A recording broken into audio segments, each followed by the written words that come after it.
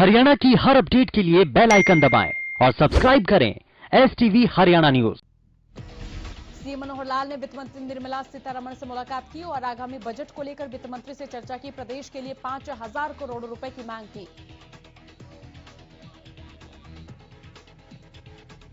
26 जनवरी के दिन किसानों की ओर से निकाली जाने वाली ट्रैक्टर रैली के खिलाफ दायर याचिका पर आज सुप्रीम कोर्ट में सुनवाई होनी थी, लेकिन कोर्ट ने इसे फिलहाल 20 जनवरी तक टाल दिया है और अब इस मामले पर 20 जनवरी को सुनवाई होगी। कोर्ट में दिल्ली पुलिस की ओर से ये याचिका दायर की गई है। कोर्ट ने सुनवाई के दौरान ये संकेत दिया कि किसानों की ट्रैक्टर रैली पर प्रशासन रोक लगा सकता है। अगर कोर्ट की ओर से रोक लगाई जाएगी तो इसका संदेश गलत जाएगा। कोर्ट ने कहा कि रामलीला मैदान पर प्रदर्शन की अनुमति को लेकर दिल्ली पुलिस को खुद फैसला लेना है।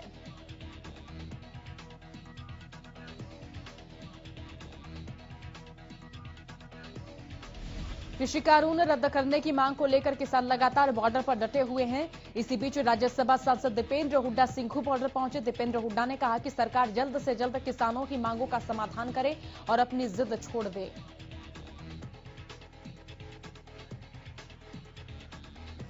वहीं 26 जनवरी को किसानों के दिल्ली जाने पर उन्होंने कहा कि ये किसानों का आंदोलन है और किसान ही इसमें रूपरेखा तैयार करते हैं। जैसे रूपरेखा तैयार होगी उस हिसाब से देखा जाएगा। और इसके अलावा दीपेंद्र हुड्डा ने यह भी कहा कि सरकार जनता का भरोसा खो चुकी है।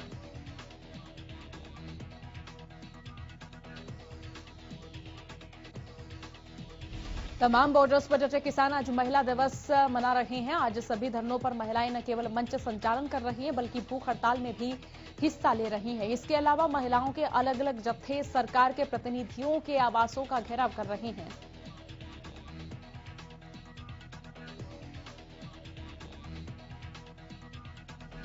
रविवार को एक और जहां पंजाब से सैकड़ों ट्रैक्टर ट्रॉलियों और गाड़ियों में महिलाओं को डली धरने पर पहुंची, तो वहीं हरियाणा के अलग अलग गांवों से महिलाओं के जत्थे बॉर्डर पर पहुंचे। महिलाओं ने न केवल यहां लंगर सेवा की बल्कि उन्होंने इस आंदोलन में अपनी भागीदारिता और भी ज्यादा बढ़ाई और प्रदर्शन में भी बढ़ चढ़कर हिस्सा लिया।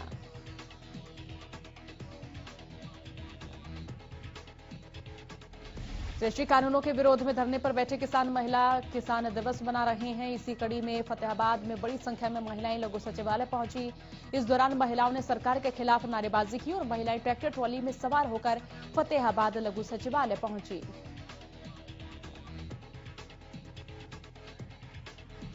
इस दौरान महिलाओं ने कहा कि हम किसानों के साथ कंधे से कंधा मिलाकर खड़े हैं। महिलाओं ने कहा कि अगर सरकार ने कृषि कानून वापस नहीं लिए तो 26 जनवरी को होने वाली ट्रैक्टर परेड में भी महिलाएं भारी संख्या में शामिल होंगी।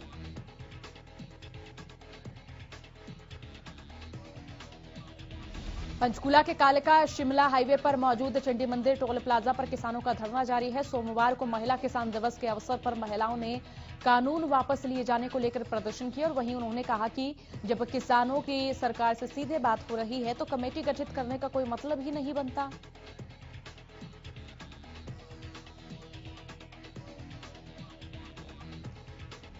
सिरसा के चौधरी देवीलाल विश्वविद्यालय के सामने बाई ग्रुप के नेतृत्व में अलग अलग कॉलेजों के विद्यार्थी कार रैली निकालते हुए टिकरी बॉर्डर के लिए रवाना हुए। अगले 2 दिनों तक वे दिल्ली बॉर्डर पर रुकेंगे और आंदोलनरत किसानों का समर्थन करेंगे।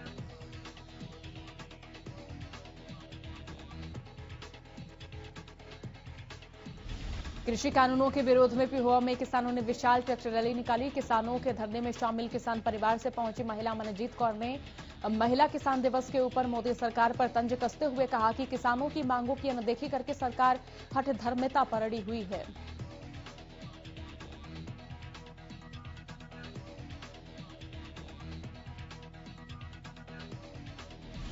कृषि कानूनों के विरोध में महिलाओं ने भी मोर्चा संभाल लिया। महिला दिवस पर सिरसा के अलग अलग गांवों से महिलाएं ट्रैक्टर लेकर शहीद भगत सिंह स्टेडियम में चल रहे पक्के मोर्चा के धरने पर पहुंची और यहां प्रदर्शन के बाद लघु सचिवालय तक ट्रैक्टर मार्च निकाला गया।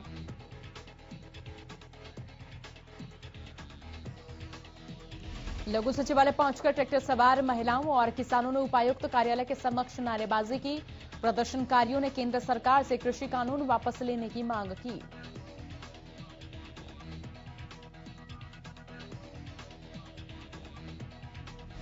भिवानी दादरी जिले के संयुक्त किसान मोर्चा की ओर से बाराबास गांव में बस स्टैंड पर बीते 5 दिनों से किसान धरने पर बैठे हुए हैं। वहीं महिला किसान दिवस के मौके पर 100 ट्रैक्टरों का काफिला लाड बाराबास बस स्टैंड से वाडरा के लिए निकला। किसानों का कहना है कि ये मार्च 26 जनवरी की रिहर्सल है।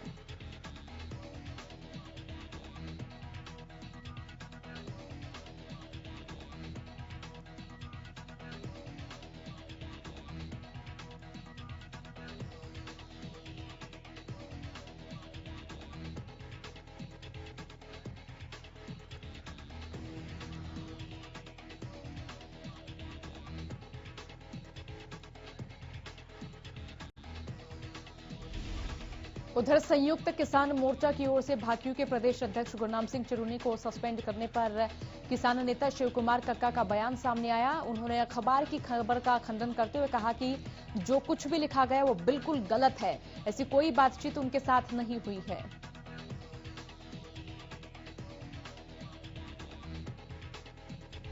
प्रदेश में कोरोना के आंकड़ों में गिरावट दर्ज की गई है। बीते 24 घंटे में 178 नए मरीजों की पुष्टि हुई। गुरुग्राम से 45 और फरीदाबाद से 24 नए केसेस सामने आए। पंचकूला से 23 और जींद में 17 नए कोरोना केसेस सामने आए।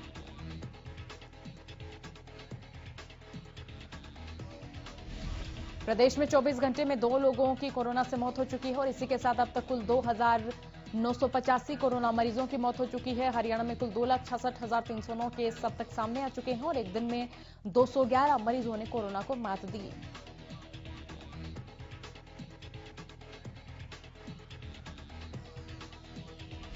रेवाड़ी के नागरिक अस्पताल समेत 5 सेंटर्स पर दूसरे चरण का वैक्सीनेशन अभियान शुरू हो गया है। दूसरे चरण में 500 लोगों को कोरोना का टीका लगाया जाएगा। रेवाड़ी के नागरिक अस्पताल के सीएमओ डॉक्टर सुशील माही का कहना है कि वैक्सीन को लेकर किसी तरह का मन में भय न रखे। वैक्सीन लेने वाले नागरिक अस्पताल के चिकित्सकों की माने तो वैक्सीन लेने के बाद इन्हें कोई तकलीफ नहीं हुई है।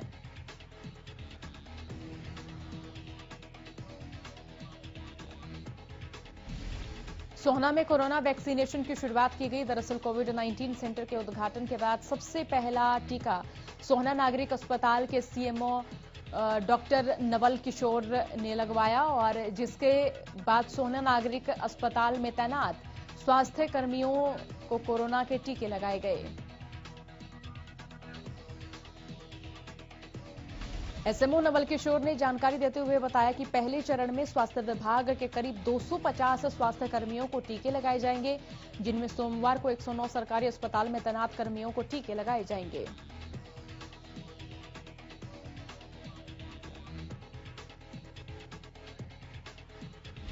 फतेहाबाद में कोरोना वैक्सीन लगवाने के बाद महिला सिक्योरिटी गार्ड को चक्कर आ गए और आनन फानन में महिला सिक्योरिटी गार्ड को इमरजेंसी वार्ड में भर्ती किया गया। बता दें कि डिप्टी सीएमओ की निगरानी में नागरिक अस्पताल आउटसोर्सिंग के कर्मचारियों को कोरोना वैक्सीन लगाई जा रही थी।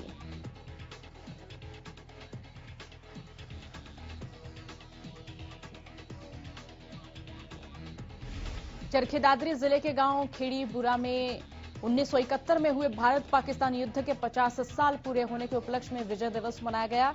गांव खेड़ीबुरा के स्वर्गीय लेफ्टिनेंट खजान सिंह ने इस युद्ध में अदम्य साहस और बहादुरी का परिचय दिया था और तब सरकार ने उन्हें वीर चक्र देकर सम्मानित किया था। और वहीं आज गांव खेड़ीबुरा में विजय दिवस के उपलक्ष्य में खजान सिंह की धर्मपत्नी श्रीमती संतना देवी को सम्मानित किया गया।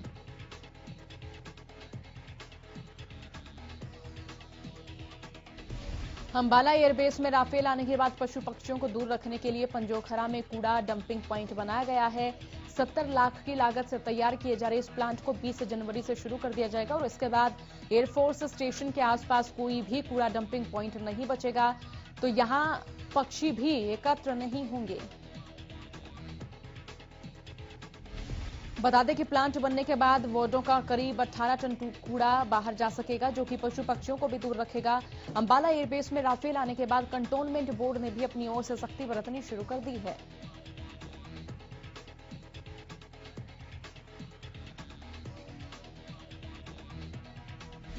गोहाना के खानपुर स्थित भगत फूल सिंह महिला यूनिवर्सिटी के 150 अस्थायी असिस्टेंट प्रोफेसर लगातार हड़ताल पर हैं। दरअसल 16 महीने मंजूर किया जा चुके 7वें वेतन आयोग के नए वेतनमान को हासिल करने के लिए 150 अस्थायी असिस्टेंट प्रोफेसर विश्वविद्यालय के मुख्य गेट पर टेंट लगाकर दिन रात धरने पर बैठे हैं।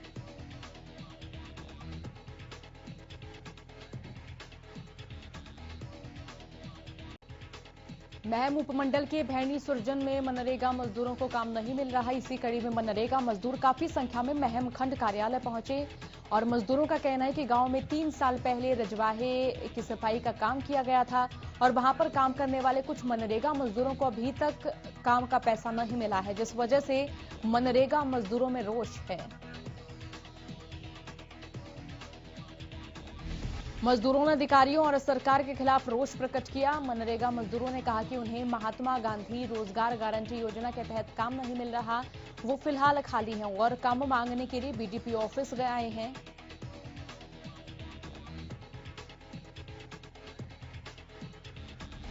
चरखी दादरी के गांव खातीवास में 152 डी कॉरिडोर में अधिकृत जमीन पर कब्जा लेने को लेकर प्रशासन पुलिस बल के साथ गांव खातीवास पहुंचा था, लेकिन ग्रामीणों ने इसका विरोध प्रदर्शन किया और इसके बाद ड्यूटी मजिस्ट्रेट तहसीलदार अजय कुमार ने ग्रामीणों से बातचीत की। किसानों की मांग है कि उनकी जमीन का मुआवजा मार्केट वैल्यू के हिसाब से मिले, अन्यथा कब्जा नहीं करने देंगे।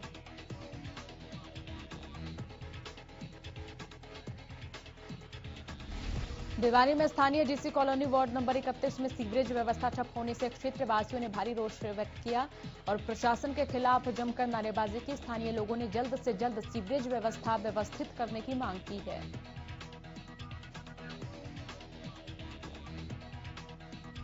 क्षेत्रवासियों ने बताया कि कई बार उनकी ओर से प्रशासन को लिखित में शिकायत भी दी जा चुकी है, लेकिन प्रशासन ने इस ओर कोई ध्यान नहीं दिया। उन्होंने कहा कि अगर प्रशासन अब भी नहीं सुनता है तो हम उपायुक्त कार्यालय के समक्ष धरना देने पर मजबूर होंगे।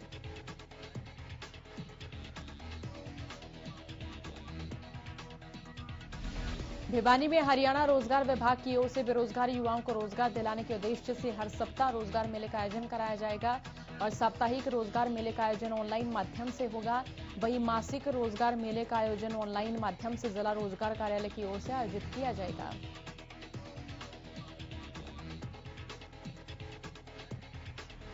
इन मेलों के माध्यम से 31 जनवरी तक 25,000 बेरोजगार युवाओं को रोजगार विभाग की ओर से रोजगार दिलवाए जाने का लक्ष्य तय किया गया है और अब तक 25,000 के इस लक्ष्य में से 19,000 युवाओं को रोजगार दिलवाया जा चुका है।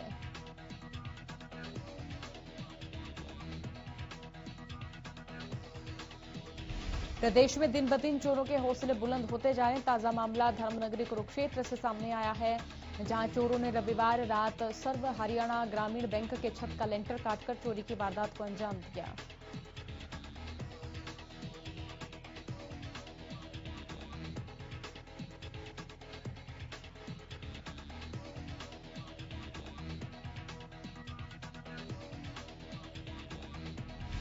पानीपत के एक ज्वेलर्स के घर पर हुई चोरी के मामले में पुलिस ने 3 महिलाओं समेत 5 आरोपियों को गिरफ्तार किया है। गिरफ्तार आरोपियों के पास से लगभग 50 लाख रुपए की ज्वेलरी और 2 लाख रुपए कैश बरामद किया गया।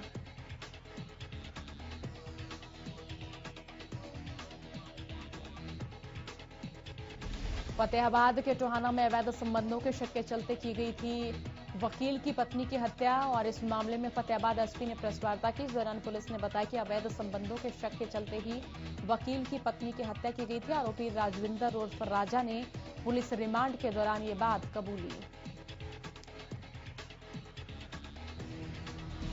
पुलिस ने हत्या में इस्तेमाल किए हुए पिस्तौल, तेजदार हथियार भी बरामद किए। हत्या का आरोपी राजविंदर उर्फ राजा ने रिमांड के दौरान यह खुलासा किया।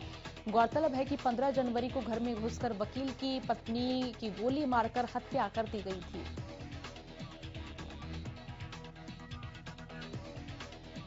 पानीपत में एक युवक को महिला से छेड़खानी करना महंगा पड़ गया। इस दौरान कुछ दबंगों ने युवक पर चाकुओं से वार कर दिया। खूनी संघर्ष में 3 लोग गंभीर रूप से घायल हो गए, जिनको प्राथमिक उपचार के बाद रोहतक पीजीआई रेफर कर दिया गया है।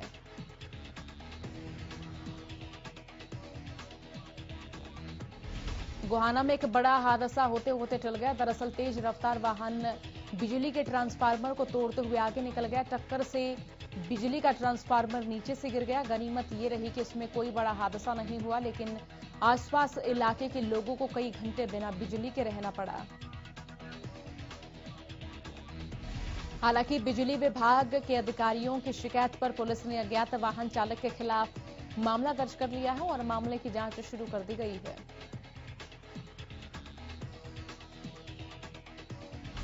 महेंद्रगढ़ रेवाड़ी रोड पर हुए सड़क हादसे में 4 लोगों की दर्दनाक मौत हो गई। दरअसल घने कोहरे के कारण एक बस और कार में जोरदार भिड़ंत हो गई और इस दौरान कार सवार यात्रियों की मौत हो गई। पुलिस के अनुसार सेक्टर 19 फरीदाबाद निवासी एक परिवार के 4 लोगों की इस दुर्घटना में मौत हुई है।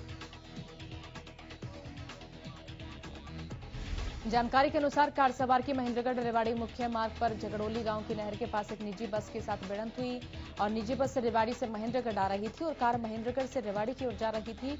आमने सामने की भिड़ंत में 4 लोगों की मौत हो गई और 3 लोगों की मौके पर ही मौत हो गई, जबकि एक शख्स को अस्पताल ले जाते समय उसने रास्ते में दम तोड़ दिया। भिवानी के वैश्य कॉलेज से लेकर तोशाम बाईपास तक जाने वाली सड़क की हालत खस्ता बनी हुई है, जिसको लेकर आए दिन वाहन चालक हादसों का शिकार हो रहे हैं। सड़क इस कदर खराब हो चुकी है कि गाड़ी चालकों के साथ साथ पैदल चलने वाले लोग भी इस सड़क से होकर गुजरने में असहज महसूस करते हैं। स्थानीय लोग कई बार प्रशासन से सड़क की मरम्मत के लिए गुहार लगा चुके हैं, बावजूद इसके लोगों की समस्या जस की तस बनी हुई है। लोगों ने प्रशासन से जल्द समस्या का समाधान करने की मांग की है।